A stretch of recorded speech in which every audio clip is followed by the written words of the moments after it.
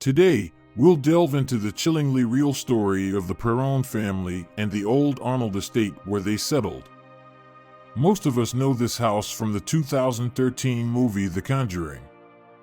The true story of the Conjuring film franchise begins with a rural farm in Rhode Island. The house was built in 1736, and over the years, it had many names, including the Dexter Richardson House and the Old Brook Farm. When the Perron family purchased it in 1971, it was known as the Old Arnold Estate. In January 1971, Roger and Carolyn Perron, along with their 5 daughters Andrea, April, Christine, Cindy, and Nancy, moved into the Old Arnold Estate located in the suburbs of Rhode Island. The modest 14-room historic house was situated on a 200-acre plot of land. It seemed like the perfect place to raise their 5 children. At first, everything was just fine. 13-year-old Andrea, the eldest of the Perron sisters, had her own room, while 11-year-old Nancy and her 10-year-old sister Christine shared another. The 2 youngest girls, Cindy and April, also chose a room and shared it between them. The house was truly spacious, providing enough room for all 7 members of the Perron family. However, even though everything seemed fine initially, Roger and Carolyn couldn't shake the last words of the man who sold them the house from their minds. When he handed over the keys, he cryptically warned them, "Don't turn off the lights at night." Perhaps it was just a friendly warning from one neighbor to another, or perhaps not. After all, when you think about it, America in the 1970s was teeming with serial killers and dreadful criminals, but the man's eerie caution sent shivers down their spines, and Roger and Carolyn couldn't forget his strange forewarning. It didn't take long after moving in for mysterious and unexplained events to start occurring in their home. The house creaked and doors slammed on their own, almost as if it were whispering. Carolyn began noticing that things went missing often. Several times, she caught sight of the broom moving by itself out of the corner of her eye. She would find it each time in a new and strange place. Moreover, she heard scraping sounds, like a fork on a teapot, even when there was no one in the kitchen. The woman also found small piles of dirt in the center of the kitchen. In an interview, Cindy Perron, the second youngest daughter, said, "Either everything was moved around me in a different position than I left it, or it was all shoved under the bed. I would go to my sisters and ask, 'What did you do with my toys?' They would reply, 'Nothing. Why would we touch your stuff, Cindy?'" Andrea also got her share of strangeness and fear. As the eldest of the 5 sisters, she often woke up in the middle of the night to find her sisters coming into her room, clutching her tightly and crying because they were scared. In particular, 8-year-old Cindy claimed that she sometimes heard a menacing voice in the room, and she shared this with April. Together, they figured out that the voice was whispering, "There are 7 dead soldiers in the walls." This repeated over and over. Almost immediately after moving in, all 5 sisters noticed that the house was inhabited by spirits. While most of them seemed harmless, some they even called friendly. The girls weren't always frightened by the ghosts. In fact, they even befriended one of them. His name was Manny. In Cindy's words, "When we first moved into the house, for the first 2 months, a woman would come. She would kiss me on the forehead every single night. I thought it was my mother." Her older sister Andrea added, "Mom smelled like soap and was the color of ivory. Her spirit smelled like flowers and fruit." However, some spirits were more dangerous. For instance, the family couldn't sleep at night due to a voice calling out to its mother, and at precisely 5:15 in the morning, their beds would rise off the ground by an invisible force. The stench of decaying flesh sometimes permeated the entire house, and there were even apparitions. Doors would slam shut on their own. Another article, published in August 1977 for the Providence Journal, reported, Mrs. Perron said, "One morning I woke up before dawn and saw something that chilled me to the bone. A ghost right at the bedside, the old woman's head above the old gray dress. A voice said, 'Get out, get away, I'll drive you with death and gloom.'" All these incidents proved too unbearable for the Perron family, and in their attempts to understand what exactly was in the house with them, Carolyn began reading up on the history of the old Arnold estate. She came across information that the property had once belonged to a single family for 8 generations, and many family members died under unexplained or horrifying circumstances, including gruesome drownings in the nearby creek, murder, and suicide. 8 generations of one large family lived and died in this house. Andrea Perron would later say, "Some of them never left." According to WJR News, the Black Book of Burrillville, a former city records book, describes that in its year of existence, the property led its owners to 2 hangings, 1 poison suicide, the murder of an 11-year-old, 2 drownings, and men freezing to death, all in addition to other tragic losses. However, claims about 1 death were heavily disputed. Historians pointed out that records about 1 woman were incorrect. She died in Oxford, Massachusetts, meaning she did not meet her demise on the farm. The Perrons were forced to stay in the old Arnold estate because they had spent all their money on the house and couldn't afford to move. They had to endure, and quite soon, the friendly spirits seemed to be replaced by more ferocious and visible forces. Undoubtedly, the most sinister and malevolent spirit at the old Arnold estate was a woman named Bathsheba Sherman. She would break glass and suddenly fling objects, inexplicably sending them across the room. This spirit appeared to be especially enraged in the presence of Carolyn Perron.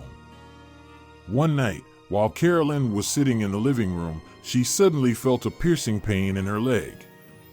Looking down, she saw a drop of blood oozing from a small wound on her calf, as if she had been pricked with a large needle.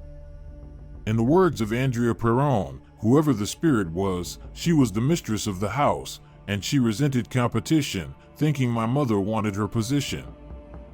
Bathsheba continually tormented Carolyn throughout the 10 years the Perron family lived at the old Arnold estate. The torment was both emotional and physical. Aside from the leg wound, it was reported that the spirit would constantly hide Carolyn's things. The woman felt like she was losing her mind. Yet, on the other hand, it is said that Bathsheba was kindred to Roger Perron. In fact, the story even claims that he saw a more affectionate side of Bathsheba, with loving caresses and hints. The scriptwriter and director of the 2013 film The Conjuring were most inspired by Bathsheba Sherman, and the basis of most of the movie's plots is the horrors she brought to the Perron family. It might seem as if she was tailor-made for Hollywood, but Bathsheba Sherman was very real.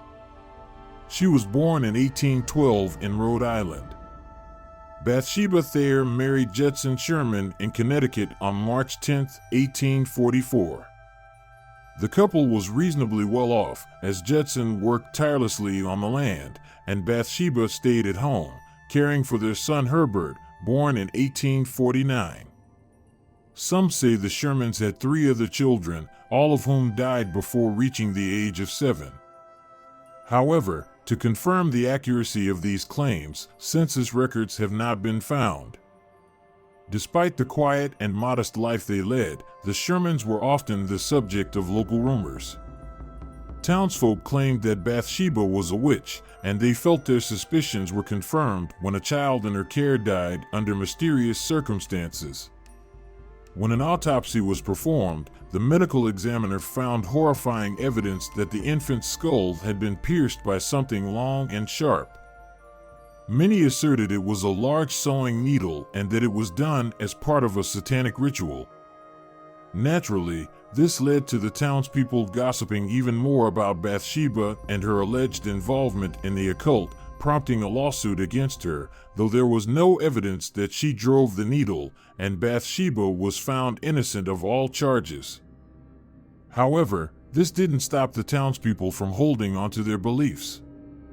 Bathsheba died on May 25, 1885. For years after her husband Judson passed away. The internet is rife with rumors that her body literally turned to stone the moment she took her last breath. There are many posts claiming she died from an inexplicable form of paralysis, which baffled and frightened doctors. The true cause of Bathsheba's death remains unknown. Due to a lack of evidence, some believe that Bathsheba Sherman wasn't actually the malevolent spirit in the old Arnold estate. According to the Providence Journal, there are people who claim that the cruel spirit in the old Arnold estate was actually Mrs. Arnold. She allegedly died in the farm's barn in the 18th century. However, this argument is strongly disputed, given the historical records showing that the only Mrs. Arnold died in the 19th century, specifically in 1866. Furthermore, she took her own life in her own house, which was located about a mile away from the old Arnold estate. The connection between the farm and the spirit of Bathsheba Sherman was never proven. In fact, it was just a conjecture made by the famous paranormal investigators Ed and Lorraine Warren. Naturally, they couldn't pass up the opportunity to investigate the strange and malevolent things happening to the Perron family in the old Arnold estate. In the film, Carolyn Perron herself asked the renowned investigators to look into the strange incidents in her family's home. However, in real life, a friend of the family contacted the Warrens. It's reported that the Warrens made numerous trips to the property over the 10 years the family lived there. However, unlike the movie, they didn't provide much assistance. For example, the hide-and-seek game, a spine-chilling scene from The Conjuring where we saw Carolyn Perron tormenting a spirit, was apparently much worse in real life. The game was based on their daughter's real-life game of hide-and-seek. A horrifying incident occurred after 6 months of moving into the old Arnold estate. When young Cindy decided to hide in the barn so her sisters would have a hard time finding her, she climbed into a wooden box with a simple wooden panel instead of a lid. As reported, when she tried to get out, she found that she couldn't budge the lid. Apparently, she began to scream and push on the lid. After 20 minutes inside the box, she started to panic, fearing she would suffocate, when her sister Nancy found her and easily removed the lid, freeing the hysterical Cindy. Upon hearing about the family's experience, Ed and Lorraine Warren speculated that it was the spirit of Bathsheba Sherman haunting the Perrons. Carolyn shared how she had been wounded by a needle-like instrument, and the Warrens pointed out the fact that Bathsheba had been accused of the same concerning the child when she was alive. They also claimed she had hanged herself. This is why Carolyn Perron often saw the apparition of a woman with a noose around her neck. In the movie The Conjuring, the Warrens successfully rid the house of Bathsheba's spirit, saving the lives of Carolyn and April Perron in the process. But in real life, Ed and Lorraine Warren were not as helpful. It's been reported that during one of their visits, they conducted a session accompanied by a priest and a medium in an attempt to communicate with the spirits that plagued the Perron family. In the midst of the ritual, Carolyn was purportedly possessed by the spirit of Bathsheba. The 5 Perron girls were removed from the session, but Andrea claimed to have secretly witnessed it, writing in her memoirs, "I thought I would lose consciousness. My mom began to speak in a voice not her own, not of this world. Her chair levitated, and she was thrown across the room." Youngest sister, Cindy, also hid to watch. She recalled the incident. The Warrens tried to help, but essentially things got even worse for us. Concerned about his wife's mental stability, Roger Perron expelled the Warrens and prohibited them from further investigating the ghosts in the house. 77-year-old Roger Perron later reminisced, "She was possessed, her whole body was contorted, and it lasted for hours, and then I kicked the Warrens out. The family's torment came to an end in 1980 when Roger and Carolyn managed to sell the old Arnold estate, relocating to Georgia to rebuild their lives. In the subsequent years, the occupants of the house did everything they could to avoid the hauntings. However, one of the later owners of the old Arnold estate strongly disagrees with the Perrons. She acquired the property in 1987 and claims to this day that she was not haunted. Neither the malevolent Bathsheba nor the friendly spirits. Norma Sutcliffe lived there just fine and even sued the movie for damages caused by fans who often trespassed onto her property. In 2019, the old Arnold estate was once again put on the real estate market and was purchased by Corey Haynes and his wife, Jennifer. Unlike the previous owner, the couple claimed that they often experienced paranormal activity, including footsteps and door slamming. However, none of them encountered ghosts as closely as the Perron family did in the 1970s. Unlike the Perrons and Norma Sutcliffe, Corey and Jennifer welcomed the spirits. When they moved in, they claimed they slept in a small wing of the house for the first 4 months to avoid crossing paths with the supernatural. When they finally opened the door between the main house and the small wing, they saw a mysterious apparition. "This is Corey's recollection. I remember looking at this," Jennifer said. "What the hell is this? It happened really fast," and she said, "That's amazing," and we high-fived. Many doubt the existence of anything supernatural. However, despite the criticism, the Perron family stands firm that their story is true. In an interview with USA Today, Andrea stated, "Both my mother and I would rather bite our tongues than tell a lie right now. People are free to believe whatever they want, but I know what we went through." Lorraine Warren claimed that she still feels traumatized by the events at the old Arnold estate, saying that what happened there was incredibly terrifying. A longtime critic once said that the Warrens are good at telling ghost stories. They could have appeared in many films based on the tales they spun, but there's absolutely no reason to believe them. Despite the criticism, the Perron family supported the film. In an interview, Andrea Perron stated, "The cast is perfect, the children look like us."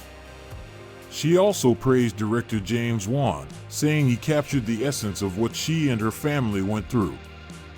Although the film was released many years ago, in 2013, its story is even older.